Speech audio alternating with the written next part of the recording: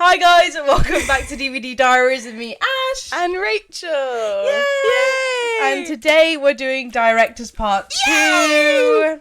Because we like people directing things and we have things to say about different people. Who direct things Who that we have direct watched things. and I'm going to tell you about. Yes. Are you up to speed yet? Oh my god. Woo! Are we doing movie news or no? Oh my goodness. Completely Just for slipped my context, mind. the BAFTAs happened yesterday and this afternoon we're going to see Wuthering Goat. So it's been a very content heavy few days. This is, so what's the date today? The 23rd of Feb? Oh, and also, guys, we invested in some DVD diary stickers and apparently they're being delivered today. Apparently they're being delivered before we go out as well. Oh my goodness. Oh my goodness. Oh my goodness. Oh my They goodness. might even be delivered as we record So this. if you know us and are our friends, then we will be giving you one. So be ready. Because we're getting a bit carried away with the podcast. As you can see, because this is the third episode we're doing in like 2 days. So Yay! yay! Okay, so We're slightly bored. It's reading week. yeah. Sorry. I thought you were bored with the podcast, and I was like, Yeah, I'm wow. over this, guys. Wow. This was So, Anyways. 4 days ago, it was announced that Bad Bunny will star in his first lead film role in the title Puerto Rico alongside Viggo Mortensen, Edward Norton, and Javier Bardem. The film follows Jose Magadano Roman, I butchered that, who fought against colonialism by leading a gang of ex-convicts to vindicate Puerto Rico. fun. Love Bad Bunny. Love Yeah, him. we love him. So, and I love Edward Norton too, and if he's attached to a project, it's because he wants to do it and thinks the story's good, because he's rich, so he only picks up, like, good movies now. So, See. excited. Ryan Coogler is doing an X-Files series, and it's currently casting. I think that Sign me up. Hi, Ryan. If you need a crew, I'm here. Let me know. Adrian Brody, Kieran Culkin, Mikey Madison, and Zoe Wow. Saldana are announced to present at the 2026 Oscars. So they're all winners from last year, basically. Which you're not excited about. And But I love don't like Culkin. Adrian Brody. I think he's quite arrogant, especially with his speech at the Oscars, which ran over like a lot, and he was like, "Oh no, like I'm gonna keep speaking." Like, okay. I don't know what speech you're talking about. Okay, well, he just did a really long speech and then was really like ignorant about it. Fun. Like, okay. Anyway, and Stupid. let's hope they don't mention Amelia Perez. Zoe Saldana, I'm looking at you. Okay. Bro, the likelihood is on the floor. I'm just saying. I kind of have a love-hate relationship with Amelia Perez. Sorry. Well, And then the film Psycho Killer, which we talked Qu'est-ce que about c'est? last week on Movie News. and I think I also started singing the song last time you mentioned it as well. Written by Andy Kevin Walker, who wrote Seven. Well, it's debuted with a 0% score on Rotten Tomatoes. No way. Which, like, I don't know how that's possible. And so everyone on Twitter is saying, like, well, it just makes me more intrigued to see it now, because how do you get a 0? So true. So, I still want to freaking see it. So. I freaking want to see it. It looks freaking freaking wanna see bussin' it, to guys. me. And then, oh my god, that's the news we've all been waiting for absolutely flipping years. The Batman 2 starts filming in late May. Oh, yes! Literally pushed this movie back. Like, it was meant to be released in, like, 2024 or something. Oh. Like, Matt Reeves, come on. I've got my Batman sock on. Oh! Put it away, mate. Put it away. We I need have to there's a zoom Batman in. poster next to my bed. I have a little Robert Pattinson toy. Like, I love it. And I love it.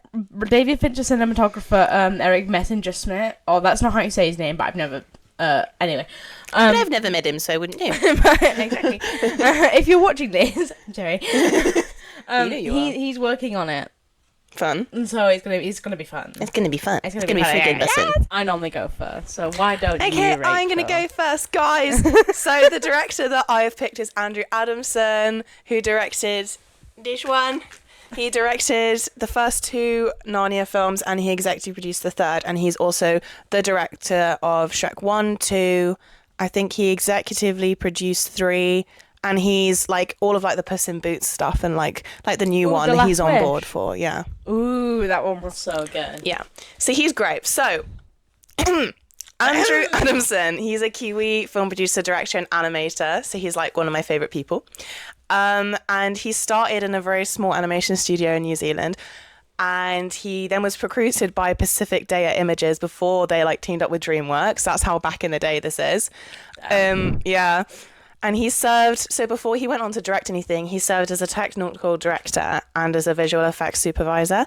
And he worked on Batman Forever and Batman and Robin. Ooh. Which is like so important when looking at like his later stuff. Obviously, Shrek and the Narnia films are so like visual effects heavy, obviously, because like Shrek's animated, and then because when like then Disney came in to do the Narnia films, obviously a lot of it is very animation heavy, but also very visual effects heavy. So yeah, he directed Shrek based on the 1990 book in 2001. The one thing that I love, so for those of you who don't know, I'm a film and English student. So the one thing I love more than anything is a great film adaptation of a book. And I just think Andrew Adamson's great because he manages to do it. Like obviously Shrek was like based on a book, and then Narnia was like based on one of the most like beloved like kids book series like ever. And guess how much Shrek made at the box office? Oh my god. Like shitloads. 500 million. Oh my god. I know. It cost like 2p to produce. Yeah, it did. I was like, yeah.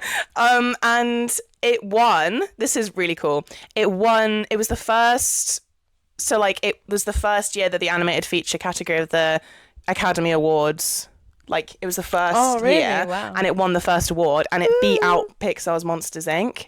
Damn. Which is so important because like at that point it was Pixar and Disney were the greats of the industry, so it was really, really cool having like DreamWorks come along and produce this like insane film that like beat them out, especially for the very first, because that's a really cool thing, saying that you're the first person who got this award. Have you seen like it was BAFTA award winning as well, just to have you seen for that Oscars when they did like they had all they did animations yes, I know exactly of them what all, like, I sat down know. like accepting their awards. It's so cute, isn't it? I know. I wish they still did it. It's I wish actually, they still like, did it's it. quite a shame actually. I think it's really silly, cute. Yeah.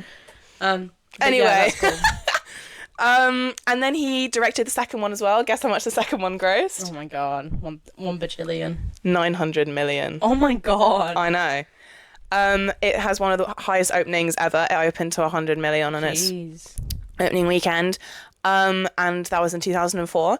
Now we didn't technically watch Shrek 1 or 2 this week, but we did watch Shrek the third because, long story short, I had to do it for school, uni. But I watched like a third of Shrek the third. And it wasn't great. I mean, it wasn't great. I mean, it's Shrek's. How dare you? It's Shrek, so like it's good, but it like wasn't that good like the first two. But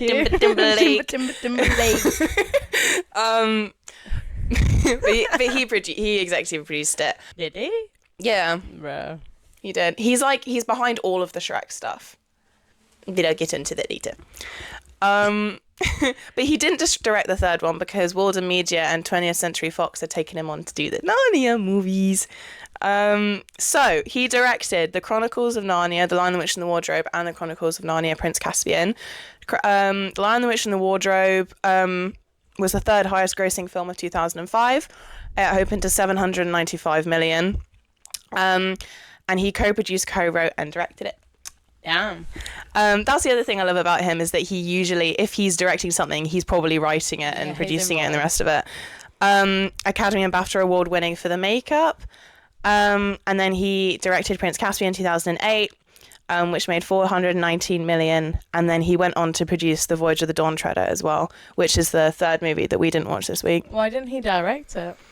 I think it's because he was doing Shrek stuff. Oh, okay. But also I think I just yeah. It's interesting because I would say that he was not losing interest in the series because let me continue. I'll get to that in a minute. So that means that totally his films have made almost $1 billion. Damn. He's just a baby. His pockets are running dry. He's for a great. while. I love him. So, and then this is where I get really frustrated and annoyed. So, Walden Media and 20th Century, basically Disney helped finance the films. That's where Disney come in. Walden Media and 20th Century held the rights for The Silver Chair, which is the book after The Dawn Treader. Right. So it's the fourth one. The fifth one. Right. because they didn't make The Magician's Nephew for some reason. Okay. So they held the rights for the Silver Chair, but then they were like, no, we're going to do The Magician's Nephew, which is the first one, which is a prequel to Lion, the Witch and the Wardrobe. But by the time they'd stopped faffing around and making up their minds, that Douglas Gresham confirmed that they'd lost the contract with C.S. Lewis's estate because they'd been faffing around for so long. Fuck. Idiots, stupid. Stop it, guys! Wait! Stickers are here. Oh my god, guys.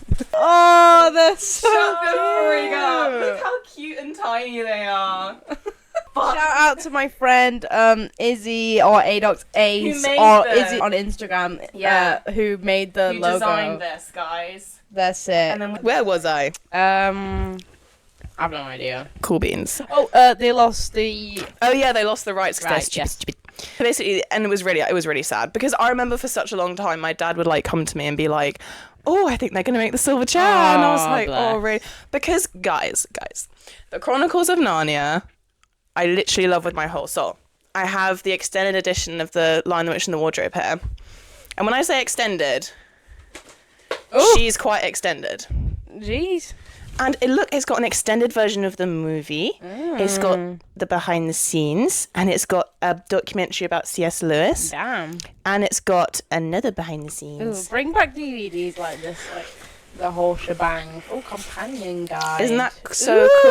Ooh, this is fun. See, guys, this is what I mean when I say the visual effects were really important. Oh, you can't frickin' see. Yeah. Ooh, there's a quote from Andrew Adamson himself. All the themes, all the messages that were important to C.S. Lewis are present in the movie, and it is, I hope, a faithful envisioning of what Lewis was imagining when he wrote the book. The visuals are so stunning in this film. Genuinely. It's crazy because I don't remember the first time I saw this film, but I must have been at least like 12 or 13. Not so I would have read the books ages beforehand is my point. Right, okay. But even though, obviously, let's take a breath, Rachel. I was like holding my breath. Obviously, a book's never going to be fully translated into a film, and like we could debate about this all day. And at the end of the day, we watched Frankenstein yesterday, and it was so unbelievable. The Jacob Elordi one. It was so, Guillermo del Toro. Yeah, I know. I'm thank sorry. you. The new one, obviously, and they basically had changed so much of the plot, but I feel like they did that to like spin a different light on it and show something different. And if that's what a modern adaptation is going to do, then that's fine. It's not going to be the same as the book, and that's fine. Yeah. But to me, The Lion, the Witch and the Wardrobe and Prince Caspian are the closest you could ever get to like a perfect book adaptation. Because the only little changes they make is like he leans a lot more into like the empowerment of the kids. The kids are a lot more kind of useless in the books. They're much less like, yeah. I mean, they're all kind of useless apart from Lucy. Yeah. This is the first time I've seen this film. We watched. Yeah. We watched. My friends Narnia. some of my friends came around and we didn't mean to. We watched The Lion, the Witch and the Wardrobe. We finished watching Shrek the Third. We watched The Lion, the Witch and the Wardrobe, and then we watched Prince Caspian. And then I said, hang on, let's do this for the pod. Because Andrew Adamson was involved in all three of them. Yeah, because we're gonna do a director's episode anyway. So. Yeah. And I hadn't had the opportunity to talk about the original, like, Chronicles of Narnia yet. So, like, I've mentioned it before. I mentioned it in the Anticipating 2026. Greta Gerwig and Netflix have picked up the rights to the Chronicles of Narnia now, and she's directing and writing The Magician's Nephew, which is the prequel to The Lion, the Witch and the Wardrobe. Hello, The Lion, the Witch and the Wardrobe, which is coming out in November. Now I'm ready. Now you are ready. Now you know the law. But the thing is also, guys don't understand. I messaged my dad the other day. This is relevant. And I was like, do you remember the audiobooks I used to have as a kid? And he was like, yeah, do you want me to send them to you? So I'm currently listening to The Magician's Nephew. And it's like, it's so cute. It's just, it's one of those audiobooks where it's all like acted out. And that's cute. It is really good. So anyway, I'm really listening to that. Because you kept asking me questions and I was like, frick, I can't remember. Okay, so even though he managed to fumble, and the thing is that he was like involved in all of like in all the conversations about the Silver Chair and the Magician's Nephew. Like he was involved, and he was going to be either he was going to like produce it or be involved in some way. And I love that because I think Yeah. you can see that with Shrek, like, because it's like his baby, so like he's always involved in some way, which I feel like makes such a big difference. Yeah, so after this, he hasn't done anything really notable, like majorly. Like, he's been involved in all of Shrek's projects. For example, he's involved in the fifth one. I think he's executively producing it. The one with Zendaya in it that keeps getting delayed. Dude, oh, that one looks so bad. Yeah, he's involved in some way, but it's not like majorly. Like, he hasn't really. He has directed things, but nothing crazy. Nothing crazy. He was involved in Shrek Ever. He executive produced Shrek Ever After. I don't know what's wrong with me. Puss in Boots and Puss in Boots: The Last Wish. So that's his most recent one because that came out in 2022. That was so amazing. Yeah. I love Puss in Boots: The Last Wish. And then he made 2 films and joked about moving to New Zealand and never working again. So those films were Mr. Pip and The Cirque du Soleil, the 3D film. And they did all right. But basically he's honoured his word and he's literally just gone back to New Zealand and he's not working. Which sounds like the dream, to be honest. That is literally the dream. If all your films, like, collectively have grossed $1 billion... Yeah. You don't need to fucking work. But he's like, he then got married and had 2 kids. Now he's just like having a fun time. He's just chilling. But one of the most important parts of why I love Andrew Adamson so freaking bussin' much is because he's a Kiwi. First of all, the fact that he's Kiwi just means that he's had to, like, the amount of sacrifice he's had to make, like, moving all the way to the States is literally like the other side of the world. And also I think that New Zealand is probably genuinely the best place on earth. I think it has the nicest people and the countryside is so insane. And Andrew Adamson in all of his films, even if that's not what the big, like, conglomerates wanted him to do, have had such a huge role in the films he's made. So The Lion, the Witch and the Wardrobe had 110 days shooting in New Zealand, the South Island, Auckland and the Czech Republic. But it was mostly in New Zealand, which I love because New Zealand, it's got that, like, those, like, the famous rocks, and it's got that kind of other look where it's the famous rocks. Well, if they've seen The Lion, the Witch and the Wardrobe, they know what I mean. Like, the rocks that they fight in at the end. Yeah. They're famous rocks. Sorry, I didn't know about the famous rocks. No one cares that The Lord of the Rings was also shot there. It's The Lion, the Witch and the Wardrobe. People care about people. These other small indie films you may have heard of, like, it's The small, Hobbit. Don't worry about it, guys. This is more important. But I've lost my train of the famous rocks. You've got me lose my train of thought. I started thinking about the famous rocks and I got confused. I'm sorry. What was I saying? Anyway, he just, like, insists on, because obviously New Zealand is far away from literally anywhere, so it's like a huge effort to have to, like, get out, like, your cast and crew there and stuff. But it's got that.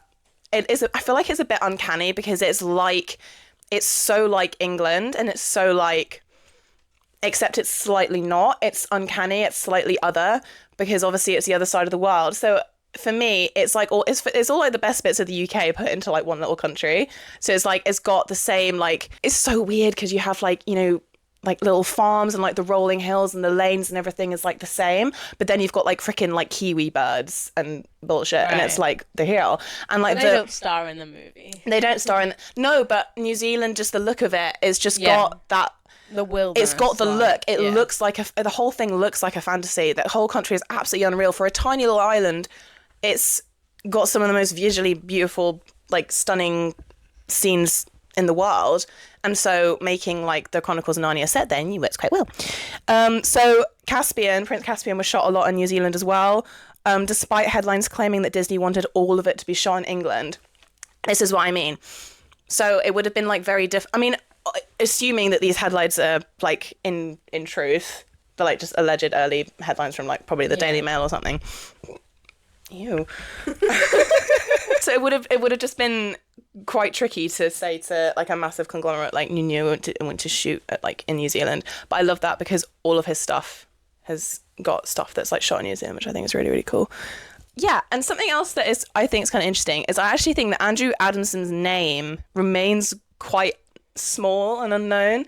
Even fairly recently, I didn't realise that he directed Shrek. I didn't realise that he had anything to do with Shrek. I just thought, oh, he's the guy that, like, just directed Narnia and then just didn't do anything else.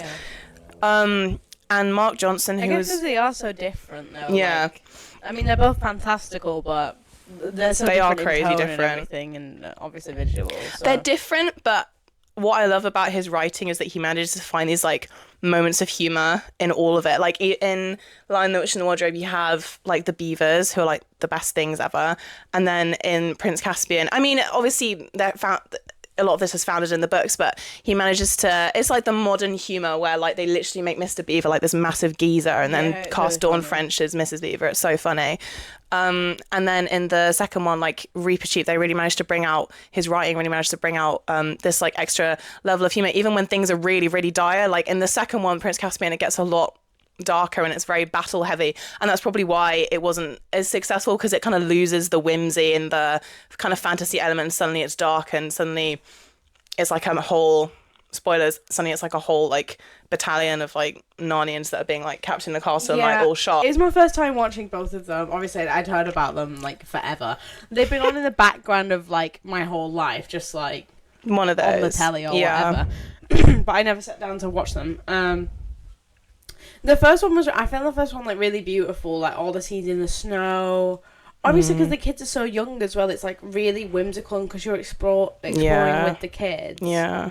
Like it's just really like you It's don't know what's great. gonna happen. It's very like a big word incoming, like grandiose, like ooh, like You know the Lucy, the girl who plays Lucy, she had never... The scene where she's coming out of the wardrobe, she was like she was carried into the like place where the stage where they were filming, and like he like covered her eyes, and then so it's like her genuine reaction, which is really cool. Like that one, because she was only like 8.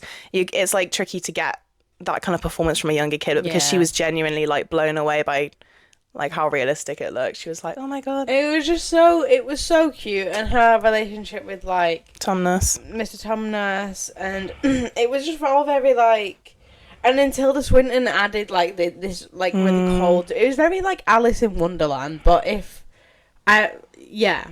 I like Tim Burton's Alice in Wonderland because it is darker, but then like Prince Caspian like kind of lost me, especially because we watched them like back to back. Yeah. And I didn't know. I knew nothing about Prince Caspian. Like I knew nothing about the plot of Narnia really, apart from that a kid like sold his family for Turkish delight. So that was all I knew. So watching them back to back, and it's like, oh wow, they lived there for like 15 years in Narnia. Yeah, that's what I found so interesting, is Ash couldn't get his head wrapped around like the whole time thing, because obviously Narnia has its own time where you can like grow up and like live an entire lifetime in Narnia, but the second you come back to our world, it's like no time has passed at all. And Ash was like, so have they got their brains in like 8-year-old bodies? And I was like, no, they just got like it's just like interesting, because to me it's just Narnia, so it's just what happens. But Ash was like, in what? my head it's more of a horror film because you live somewhere for 15 years, which like fine if they want to live there, and they rule the kingdom. Yeah. They live lives. They ride horses. They learn things. Obviously, I don't know if they do school, but like they learn things. They're fucking like they're ruling this. Well, they wouldn't do school because there aren't any other humans. Obviously they can read maps, and you just like learn things. Yeah. In your fucking life. You're like you live there for like what, at least 10 years. That's what they struggle with in the second film, though. That's like it's obviously not to the same extent, but it's like at the beginning of the first film is literally like Peter getting in a fight because he gets really mad that like he used to be like this huge king, and now he's just being like, now he's getting in fights on like the underground platform, being told off by like soldiers. In the start of Prince Caspian, which is like 3 years later, they're all mentally like, especially Peter, who's the oldest, he's mentally like 28 or something. Which is just But true. he's not mentally. But he is, because he's lived for 28 years. Yeah, but he's not, because he's gone back to the way he was. But he remembers everything. Yes. So he remembers life, and his brain has grown. He's lived 28 I think years of experience. You're thinking too much into this, Ash. This is my thing, because you were like, oh, well, time doesn't just work that way, which is, like, fine, because you've read all the books, and you can just, like, just don't think about it. It's just what happens. But in my head, it's like, that must be so frustrating, because I just kept going the whole time, like, that's so frustrating, especially because this little girl, she's getting treated like a little girl. And then she's like fucking mentally 18 or whatever. Like, crazy. And she's like, and Lucy is actually the fucking goat. She's great. And yeah. everyone can eat shit because everyone is actually stupid compared to her. Yeah. And literally, like, this little girl is like the voice of reason and like literally takes down armies with her massive, like, I don't know, brain. Wow. Yeah, it was really good. I didn't like Caspian like as much. No. Well, I kind of think we shouldn't have watched them back to back. But the problem is I had two friends round, and then they were like, they were the problem. Yeah, that's stupid. And they were like, oh, we should watch the second one. But like, obviously, we've all three of us had seen them before and like loved them. But I don't know because it was a lot because they're quite long. So it was like 5 hours of just solid Narnia, which is quite a lot for someone who's just never come into contact with it before. But Caspian definitely isn't as good as Lion, the Witch and the Wardrobe, which doesn't have the same. It doesn't have the same. It's just so much darker. Tonal shift. It's so much darker. Not even darker. It's more like action heavy. No, I mean like it's like visually darker. Yeah. It's all like because it's because the enemy's more. The enemy's different because it's from like the neighboring country has invaded Narnia, so it's kind of like it's a colonialist film. Yeah, it's like it's kind on of like colonialism it's kind of like Star Wars a little bit because it's the enemy shift so much where it's like Darth Vader where they literally look like a bunch of Nazis and then in like another battle it'll be like Minotaurs and stuff, which is like similar to like Narnia. It's like the different. Anyway, but the enemy's very different, but it's... Especially because the enemy is just like... I mean, obviously you have the figureheads of the... What are they called? The Telmarines. Yeah, obviously you have the figureheads of, like, the dad who killed the mom and, we want to take over, but it's not like the figurehead of a witch, Tilda Swinton, who... It's just not... Well, it's not... It's much more grounded in our reality. Yeah, It's much less, like... A cool witch with a cool, it's not like she's got like ice powers or something. It's like which doesn't make it any worse. It's a body of like. I find the Telmarine government so interesting because the more I watch it, the more you can see how because everyone's kind of afraid of Miraz, like the king, he becomes king, but then also there's so many like different like factions and people like, and if you watch it again and again, you can see like people like giving each other looks and stuff and how because.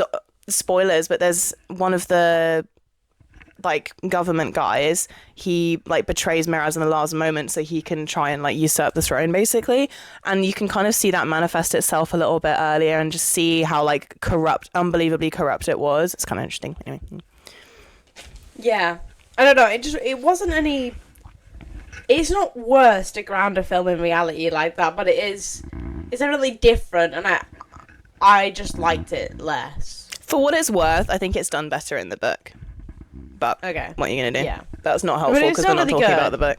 All the kids are great. Oh my god. The kid who plays Lee... I also couldn't get to gripes with that, like... Edmund. No.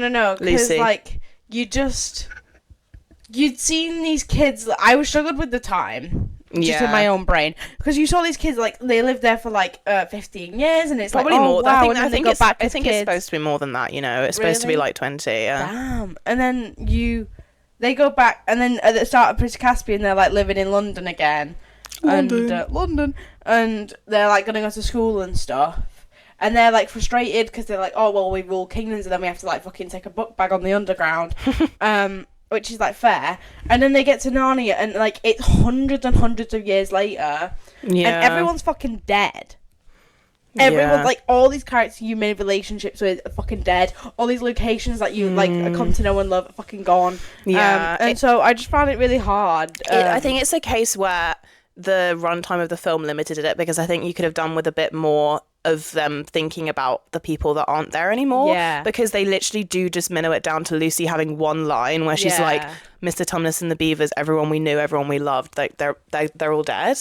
And that's the only kind of moment of reflection that you have on like a cast a lovely, an amazing cast of like people that like we've grown to love over the last characters, film. Like proper proper characters. I never gained any of those relationships with anyone in Prince Caspian as well. No, I think they kind of, it's a shame because it's so action heavy. Yeah. You lose that. You're supposed to get that with Reaper Cheap, I think, but I think they could have done Reaper Cheap better. He's so much funnier in the books. But again, I think they lean more into like the action side of it rather than... I'm not criticising it. No, I know. I don't think it's as good either. Okay. You should be having a civil conversation in this. Having a conversation. It doesn't matter. Man, I have to get some Pokemon doll before everybody else does, because then I'll be cool. Yeah, Addison's name remains smaller. Yeah. Well, I didn't unless know, people know I about didn't know it. And the guy who produced Narnia has that down to just that. I think a lot of people, he said specifically American audiences and the press especially, like directors of animated stuff are much less well known just because usually it's a much more collaborative process, so it's harder to kind of put that in a headline when it's like 2 or 3 people working on it, because like obviously animated films take absolute years, and so obviously it's a much more like, it's just a completely different process, and it's very, very different because obviously it's just made in a totally different way. That still doesn't really explain, considering he went on. I just think the Chronicles of Narnia are so interesting because I think they're quiet. Everyone loves them quite quietly. Like if you mention it to, especially people in our like generation, like they probably would have seen them and they probably really like them. But I just think they're quite quiet. They're just like in Disney Plus somewhere, and I never really hear anyone talk about them, those films really. I don't know. I mean, but I'm like in like the Narnia web fandoms, obviously I hear about it all the time, but like generally I don't think they're spoken about much. I think they're from a very interesting time in Disney's history, like a live action Disney film with animation in it in the early 2000s. They managed to capture like this moment, like they're very nostalgic films because they feel, I think where C.S. Lewis is so brilliant is he manages to put such recognizable elements of like English culture into, obviously with the lion and like as the figure of Aslan and like the lion being associated with like England and stuff. It feels, especially for like as an English audience member, they managed to feel very nostalgic, even though obviously I've never been to, obviously we've never like been to Narnia, obviously. Speak for yourself. But it feels really familiar, and they managed to make it feel very familiar. And yeah, I don't know. We haven't really heard from Andrew. That's not true. The only thing we've heard from Andrew Adamson recently is the cast of the Narnia films like had a reunion for the anniversary, which was so cute. So it's like the 4 siblings and Andrew Adamson went out to dinner and like recreated some of the photos. I'll put the photos on the screen because they were so cute, and I was just like actually gagged. But like he's got Instagram, but he's got like 1,000 followers. Aww. And it's like my baby. But obviously like he's just like living with his like Shrek earnings in like New Zealand. He's living with his Shrek. He's living with his Shrek in New Zealand. The dream. Living the dream, Mighty Supreme. He's just, I don't know. Yeah. My cream. Yeah. So he's involved. The only future stuff that he's involved in is Shrek the Fifth, but unclear about how involved he is, and yeah, I don't know. I hope that Greta Gerwig and him have had a conversation about the upcoming adaptations, but that's what I'd like to think has happened, but we'll see. We will see, people. Yay! Oh, I'm so glad that I finally... Last final note that I wanted to make is that one of the key parts of Andrew Adamson's filmmaking was obviously the music and the score. And the music from Chronicles of Narnia is done by none other than Harry Gregson Williams, who is one of my faves, and he also did the music for Shrek. So I love like the collaboration that they have, that they continue to do projects together. The music in the Narnia films is probably in my top 2, 3 of like scores of all time. Genuinely, it's unbelievable. I need to get you to listen to it. Like, yeah, no, it was good. I know, but like without the film, because it's kind of annoying, and like the mix that they did, like the music's actually kind of quiet, and it's like difficult to. They prioritize like the dialogue and stuff, which is very annoying. But yeah, it's absolutely unbelievable, and I couldn't talk about Andrew Adamson without giving Harry Gregson Williams a mention. And it's one of the things where with Greta Gerwig's, it's one of the, I just don't think, I'm worried that I'm not going to like it as much because I doubt they're going to keep the same like music motifs and stuff. Like surely they're going to like make a new score and stuff, and it's just not going to be the same. So I'm stressed and worried about it. But It's okay. yeah, I know, but like the music's so good. Anyways, I've been talking for 10 million years. I'm done on Andrew Adamson now. We love you. Please, like... We love you! Please give Greta Gerwig... Please give Greta Gerwig away. Oh. Please give Greta Gerwig a wig. Please give Greta Gerwig a wig. She needs it. Give Greta Gerwig a ring. You ready? I'm ready. I'm ready. So the director I have chosen today is Anders Thomas Jensen. He's one of my favourite Danish directors. He might be my favourite or one of my favourite writer-directors. Because his first job, like he's primarily a screenplay writer, not a director. And so he writes all of his own films, and they're freaking buzzing. So, these are the ones he's done. He directed only. So he co-directed Ernest and the Light in 1996. He did Wolfgang in 1997 and Election Night in 1988. And all of these are short films. Mm-hmm. And then the feature films he's done are Flickering Lights in 2000, The Green Butchers in 2003, Adam's Apples in 2005, Men and Chicken in 2015, Riders of Justice in 2020, and The Last Viking in 2025. So he's gone from doing like a lot in the late 90s, early 2000s to doing like a movie every 5 years, because he is a writer primarily, and so he works with a lot of like... Denmark has like 10 people. He works with like the same directors and a lot of the same actors, and it's really funny being. And it's really funny. And no, it's just like funny being into Danish cinema, because it's like, oh, he directed that. Oh, right, and he worked with this guy. Oh, and he directed that major Danish film. Oh, right, and like, oh, and Mads Mikkelsen did that. And Mads Mikkelsen did that. And Mads Mikkelsen did that. And so, yeah, and so he has 47 writing credits.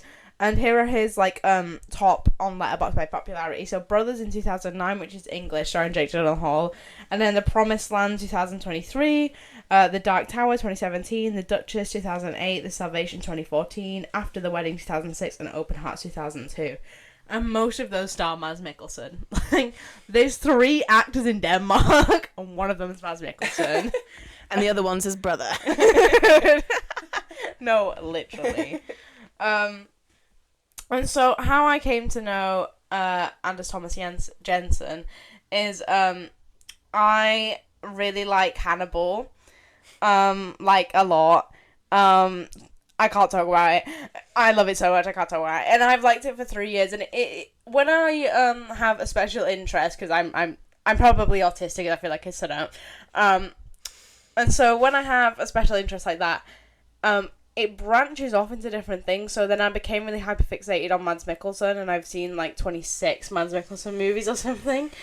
And so I became really into Danish cinema, and Mads Mikkelsen is in like every single feature film by Anders Thomas Jensen, and they're all really good. And so I really do love his work and his writing. I think it's really unique and funny, and it kind of he's really big in Denmark, but I don't think he's well known worldwide.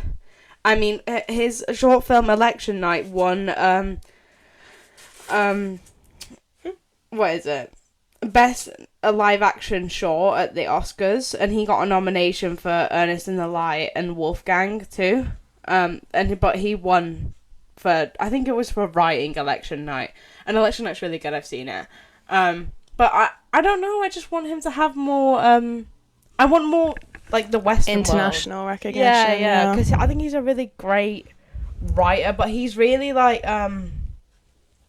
he's described his writing and humour as, it's very dark and Danish, but it's also very British. Like, but it doesn't matter about nationality, he said. It's like, you can't put a label on his writing, it's about, like, the person.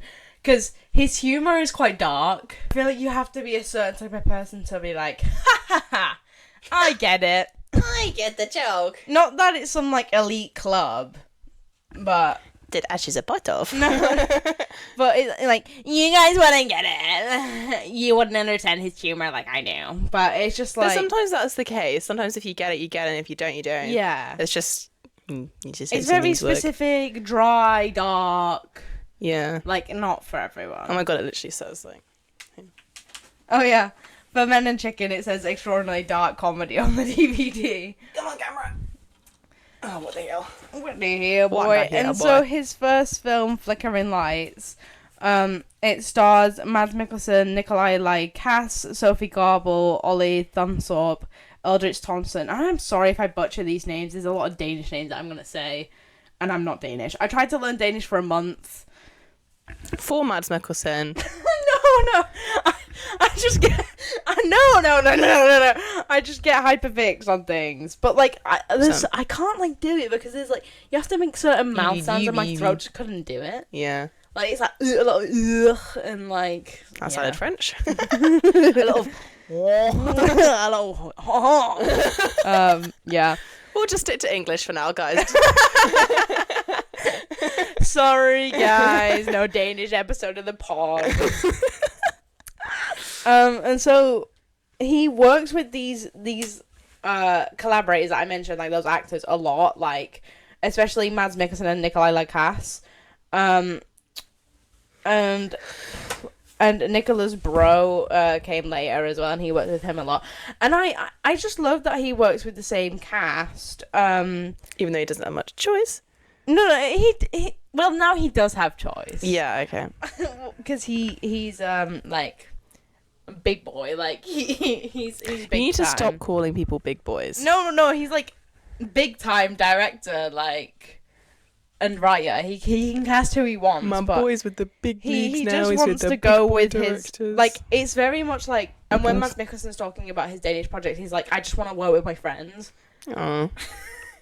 And I just want to be with my I friends. just want to be with my friends, guys. It's not my fault. And It's so not my I was fault. watching an interview with him last night, Anderson with Jenson, that is, and he said, this is his like note on casting the same people. He said, it's as if in films you have to reinvent and do this.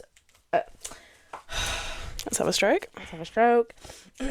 It's as if in films you have to reinvent and do the same. People want the same but reinvented. But that's something really nice with these actors because I think they're the best, so I'll keep on using them. Oh, that's nice. Like, if you think your friends are the best, and in which they are, like, Mads Mikkelsen's great, like, and Nikolai Lai-Cass is great, Nicholas Bro is great, and, like, they're very versatile actors. Like, Mads Mikkelsen in Men and Chicken and Mads Mikkelsen in, say, Riders of Justice are very different because, like, he plays Ellis in Men and Chicken, and he's very, like, eccentric, like, like, I guess dumb. Like, a lot of Nicholas Bro's characters are, like, very strange. Like, they're not, nor, like, I guess, like, he made a movie, The Last Viking, in 2025, and he got asked a lot of questions on, like, oh, did you intentionally make them, like, neurodivergent, and did you intentionally make them, like that kind of, and Anderson Jenson's kind of like, well, no, I just write people like how I want, like, they're just kind of, like, just different, and I don't think you need a label on that, like, they're just kind of freaky and weird, and I like it. That's and, nice. like, one of the reviews for Men and Chicken is, joyously eccentric and admirably weird. And it's just like, yeah, that kind of just describes his movies. He's just a little weirdo. He writes weirdos. He gets Mads Mikkelsen to play weirdos, which I think is funny because, like, he came straight from Hannibal to doing Men and Chicken. Like, literally, he had to get on a plane That's funny. to do it. And it's just really funny. But my favourite Anders Thomas Jensen film is probably Riders of Justice, which came out in 2020. And me and Rachel watched it the other night, and I'm going to ask you your favourite question is, like, do you have any thoughts on it before I get into it, Rachel? Yeah, I had no idea what to expect at all. All I knew is that it was a Danish film with Mads Mikkelsen in it. And I liked it. I did like it. I actually found the plot a bit frustrating. I didn't like the end. I thought the end was silly. What? Yeah. He killed like so many people. How the hell is he just sitting there? I guess it's just silly. I can't have that. Silly. No. Anyway, but other than that was the only no, but I did really like it. I thought like obviously a lot of the shots were like gorgeous with like the like establishing of like the house and stuff, and like the different colors of the sky and everything were really, really gorgeous. Yeah, and I don't think I've ever seen Mads Mikkelsen in something before. Wow, I think this was my first time watching Mads Mikkelsen. That's a great introduction. Yeah, it was really cool. I loved how he does a lot with his face without like his character isn't exactly very chatty, so he has to do like a lot of the work through like facial expressions and stuff. And I thought it was so funny how like there'd be like all of like the friends in his house and they're all just like doing bullshit, like making pastries or whatever, and then and like just messing around, and then he's just sitting there like what the fuck? What the frick is going on here? But it's so cute, and I thought the relationship between him and his daughter was really, really touching. Yeah. Although I did think he died at the end. I was convinced that he was dead, but then not spoilers, but then he wasn't. So anyway, I was like, oh, I thought it was going to be the end, and then it was like Christmas, and I was like, what? Yeah. But you know what is crazy, guys, is that with the scene on the train. Yeah. I turned to Ash and said, oh my God, I'm so like, because my parents love to watch stuff like Trigger Point, Blue Lights, all of that. And I like it. I like that stuff. It's made quite well. Which is stuff about like, usually like bomb squads and stuff.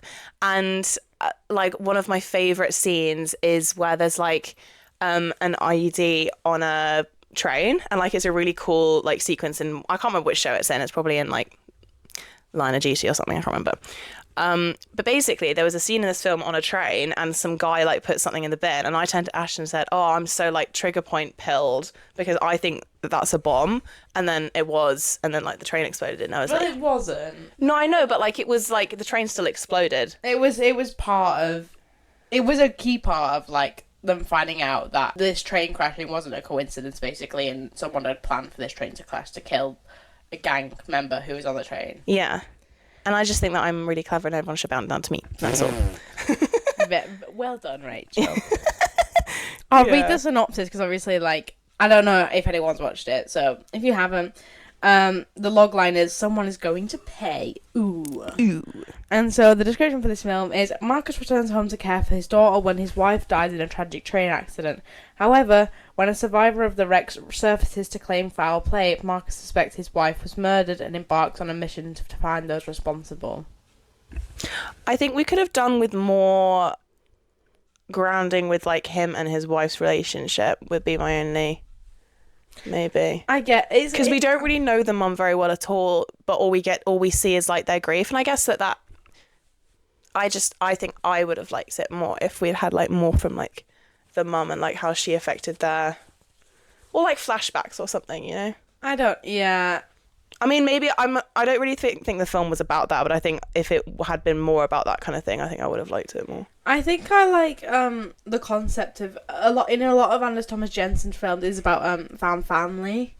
Like and I kind of like that it wasn't the typical. I think if half the movie or like a chunk of it was dedicated to like mother father daughter dynamic, I wouldn't have liked it as much as like these neurodiverse, I guess, like these just absolute characters appearing in Marcus's, who's a very like Mads Mikkelsen doesn't like to call him stoic, because he thinks like he's not stoic because something's bubbling inside of him, but he's a very like closed character throughout the film, and it's just funny to see these like absolute eccentric characters unfold in like his house, because like they're helping him like find this gang riders of justice basically, because they're responsible for like killing his wife on the train. And so they kind of just like live in his barn, and just because they're trying to like find computers like where they are, and so they can oh my god, and it's just really funny to watch unfold. No, like that. I did really, really like. I felt just the writing was really good, and that there were lots of like really small moments where you could see that like their chemistry was really, really good, and someone had obviously looked at like real life relationships and like put those into the characters, because there are so many instances where it was funny, but there wasn't necessarily something obviously funny about it. It was just like the situation was quite funny. And that's not what I mean. I don't mean that they should have like taken focus away from that. I just mean that when I can't remember what his character's called, when Mads Mikkelsen like kept like bursting into like frustration, like that scene where he was like smashing up the bathroom. Yeah. I found like it was obviously really powerful, but I found it really difficult to like emotionally engage with it, because I didn't really know what he was mourning, because I didn't see it. Does that make sense? Okay. Yeah. That's all. I don't feel the same, but I respect your opinion. Yeah, thank you. And so I watched like an interview with them last night, and basically Mads Mikkelsen said one of the many qualities that Anders Thomas has as a filmmaker is that we're watching something and we're not sure where it's going, but we want to see the whole thing. That is quite a tongue twister, to be fair. Yeah, and it's true, because Rachel turned to me while watching the film and she was like, I have no fucking idea what's gonna happen. Yeah. Yeah, it was one of those. And you said like a lot. What did you say? You were like, I don't know. a lot of the films you like. Yes. Oh, I cook with this. Ash is really funny because the stuff that he likes usually has to do with the people that are involved rather than like a specific genre of what it is. So like Ash obviously loves David Fincher and loves Hannibal and therefore loves Mads Mikkelsen. So he really loves like anything that's got Mads Mikkelsen in it, really. So it's a really diverse range of stuff, because obviously Mads Mikkelsen isn't in just one specific type of thing. He's in lots of things. So it's less like, I basically have, whenever Ash is like, oh, I want you to watch this film, I have no idea about which direction it's going to go in, because it could go anywhere, because you love such a diverse range of stuff, because it's to do with the people, not like an idea, or like it's not like you're obsessed with like a specific genre or something, you know. It wasn't like it's not always going to be a crime, or it's not always going to be like, or a musical, for example. It's a really, really diverse range of stuff. So basically when I sit down to watch a film, I just have no idea what's coming. Which is kind of great, because then I'm surprised either way, because it's never what I'm expecting. This and this one's definitely like, because I kind of hate the marketing for it, because a lot of the marketing is like, he's back for the revenge posters for was his like dead bad, wife.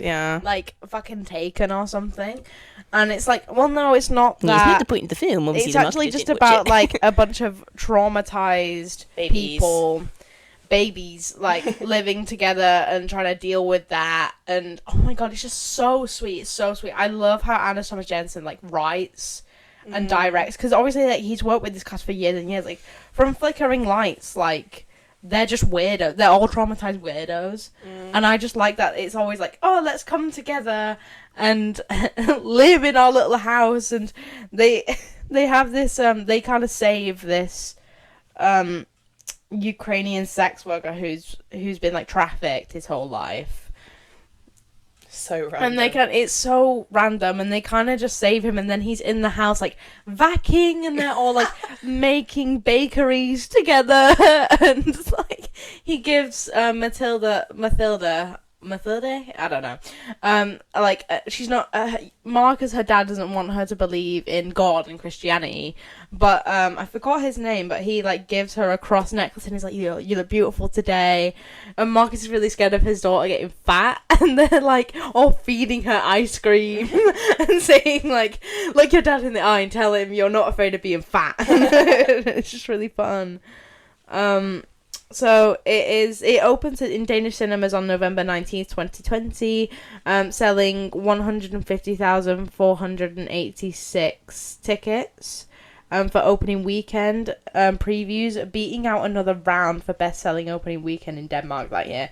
And that is crazy to me, because Another Round is Thomas Vinterberg's film, who's like really, really, really big in Denmark. And I mean, Anders Thomas Jensen is big in Denmark, but not like Thomas Vinterberg is big in, like, he made The Hunt and The Favourite, and I'm not sure if you know, but like, oh my god, like fucking great, amazing big films, like big dramas, not like comedies like this. And not say that, but like a serious drama sells more than like a movie about where people are inbred with chickens and bulls and stuff. So, and so that's crazy that outsold Another Round, because that is also an amazing. I think it won an Oscar or something in Another Round. Wow. Don't quote me on that, but like, so that was crazy. It's currently sitting at a 3.8 on Letterboxd. Riders of Justice, that is. And I just kind of want to read a review that I wrote, I think on my second watch. No, I have stuff to say. It's fine, Ash, it's fine. And so, I wrote this on the 19th of April 2024, so like 2 years ago, so don't That's crazy. butcher me. So, Fishy. so I wrote, I'm so thankful that watching NBC Hannibal has led me down a rabbit hole of watching Mads Mikkelsen's filmography, because not have I only been able to see how much of he is an amazing actor with such a wide range, but has also introduced me to Danish films and filmmakers. This movie is fucking amazing. It tackles a lot of films such as grief, trauma, coincidence, and found family, just to name a few, but doesn't half-ass any of them. Not only is the plot so well written and heartfelt, but the characters are so good, with the exception of maybe Sirius, who's still a pretty solid character. All the characters are fleshed out in such a short amount of time and with such a dense plot. All of them with such detailed backgrounds, but it's not over expositional and still comedic.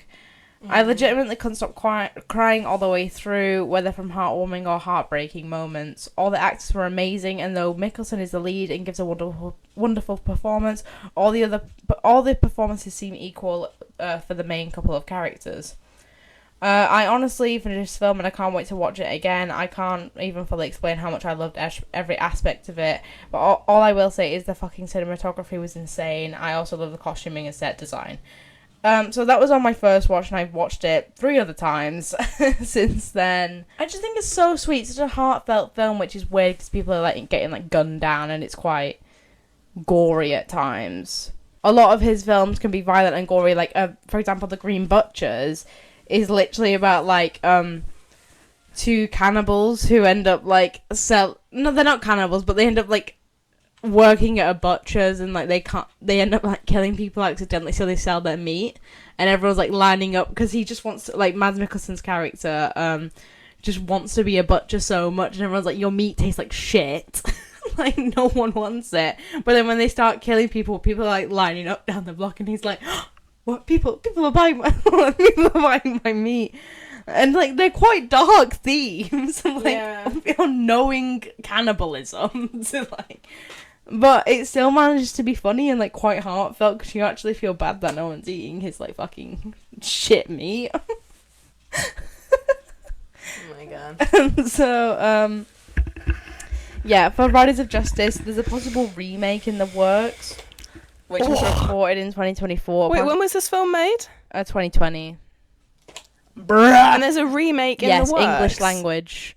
Apparently, No. Michael Schwartz and Tyler Nielsen have been tapped by Lionsgate to do it. So this was reported on the May 31st by Hollywood Reporter. And I just want to say fuck off. And this comes after, like... That's crazy. Another Round was announced to have a remake by Chris Rock fucking directing it and Leonardo DiCaprio producing it. Stop.